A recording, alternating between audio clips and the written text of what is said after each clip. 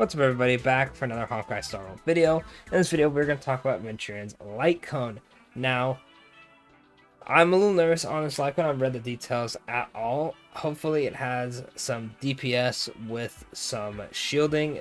He's looking like a pretty good sustain unit, probably the best sustain unit, plus he also has some DPS mixed in. So overall, very strong character, so I'm curious to see how good the light cone is and how essential it's going to be to his kit.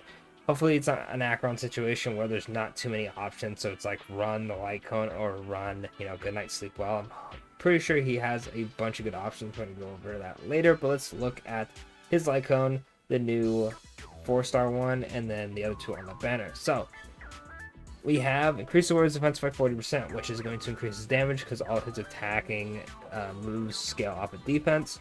Then, when the warrior provides a shield to an ally, the warrior's crit damage increases by 40%, lasting for 2 turns. When the warrior's follow-up attack hits an enemy target, there's a 100% base chance to increase the damage taken by the attack enemy target by 10%, lasting for 2 turns. That's pretty good. The follow-up attack, you'll probably get that.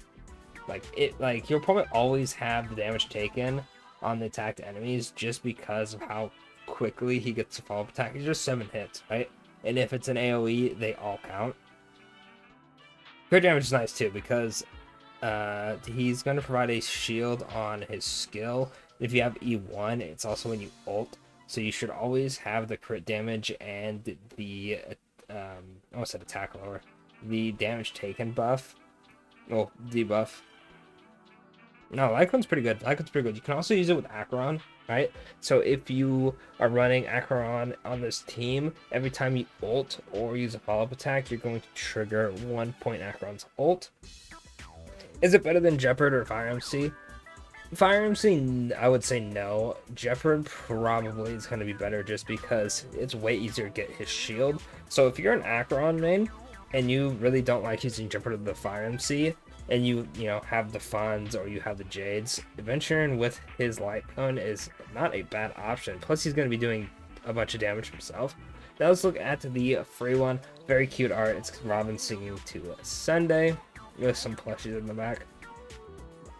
Kind of reminds me of oh man, I forgot her name. The character from Bleach in the Fullburner arc. I forgot her name. Redhead. It reminds me of that, like this stuff right here, when she was like fighting Ruki and stuff. Anyway, increases the wearer's defense by 16% for every on-field character that has a shield. Damage dealt by the wearer increases by 4%. So that would mean you would get 16 defense and 16 damage dealt. And this is at Super Edition 1. So I imagine at 5 it would probably be around 20 and maybe like 8 if I had to guess, knowing how light cones work. Maybe like 20, 22. But regardless, not bad. This isn't bad. This isn't like anything too crazy, but it gives him defense, so attacks do more damage, and his shield scales better, and then increases damage dealt because he is also a DPS. Then we have the Shared Feeling and Make the World Clamor light cones that are also on the banner. I don't really like this light cone at all, but this one is pretty decent. I never got a chance to use it, unfortunately, because I just didn't pull up on its light cones back in the day, but not bad. Outgoing healing, and then when you use your skill, you get energy. Overall, not a bad banner. Not a bad banner. This light cone is very nice for him if you don't pull his signature. Obviously, signature is going to be his best. That's just kind of how it is with characters nowadays. Blade's the best with his signature. Jinglu's best with her signature. Don Hang wants his signature. Black Swan wants her signature. Acheron wants her signature. It's just how it is most of the time, right? Now, if you don't want to summon, or you don't have the funds, you don't have the J's, whatever it may be, you can run him without this or the 4-star one, right? Let's pull up the preservation light cones real quick. Your options are going to be day 1 of my new life, increases the wearer's defense. Then after entering battle, increases damage resistance of all allies. If you want to go a bit tankier, right? There's a couple other ones too, but if you want to go pure damage, I think this one is going to be your best option. It's free, so you can get to max. So increase the wearer's effect res by 20%. For every 100%, or 100, sorry, not 100%, 100 of defense wearer has increased damage dealt by 1.2 for a total of 48%. This is going to give you effect res, which he gives already. So you're going to be good to go. Then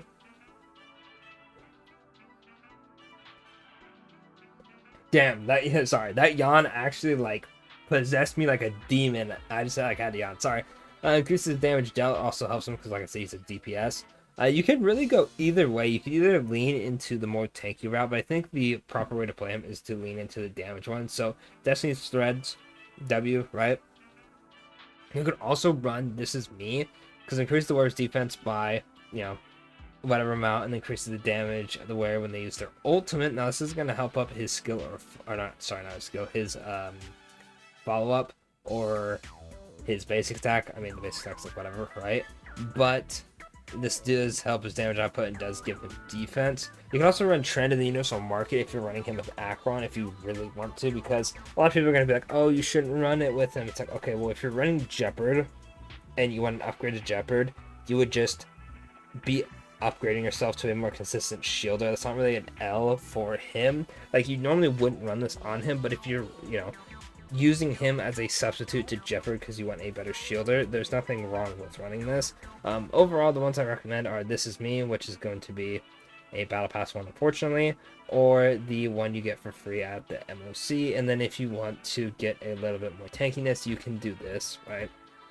But other than that, that's pretty much it. You wouldn't run Fushuans because it's HP and energy regen.